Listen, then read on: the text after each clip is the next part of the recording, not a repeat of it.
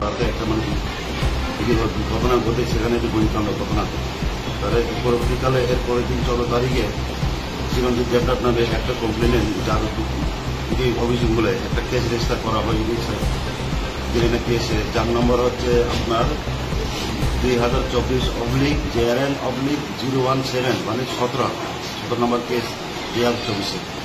যার এটি সেকশন হচ্ছে 120B 325 307 34 IPC এবং সেকশন 27 অফ আর্মস অ্যাক্ট।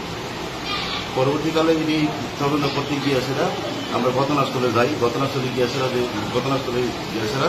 আমরা ঘটনার সততা প্রমাণ পাই। আর ঘটনাস্থল থেকে দুটি এমপি কেস, রাউন্ডের দুটি এমপি কেস আমরা উদ্ধার করি।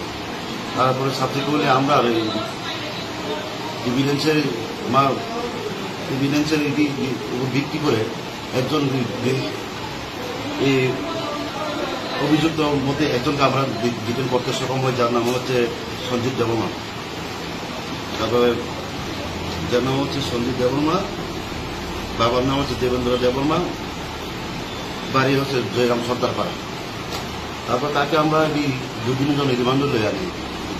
রিমান্ডে আসার পর কিন্তু আমরা এটিতে ওয়েপেন অফ অফেন্স, যেটা বন্দুকালে যুক্ত যে ওয়েপেনগুলোকে আমরা রিকভার করতে পারি। পরবর্তীকালে মূল অভিযুক্ত রবীন্দ্র দেববর্মাকে, যার বাড়ি হচ্ছে আপনার রামকৃষ্ণপাড়া কুমলু, রবীন্দ্র দেববর্মাকে আমরা গত পরশু 26 তারিখে আমরা অ্যারেস্ট করি এই কেসের তদন্ত করতে গিয়ে। তারপরে তাকে আমরা রিমান্ডে আনা হয় 3 দিনের জন্য। তারপরে গতকাল ইনভেস্টিগেশন করার পর তার কনফেশন মূলে আমরা গতকালকে রাত্রেবেলা 4:30টার দিকে 4:40 দিকে আমরা রামকৃষ্ণপাড়া যেখান থেকে লুকোনো ছিল সেখান থেকে আমরা একটি মেড ইন USA একটি আমরা পিস্তল, তারপরে 3টি রাউন্ড আর 2টি ম্যাগাজিন আমরা উদ্ধার করি।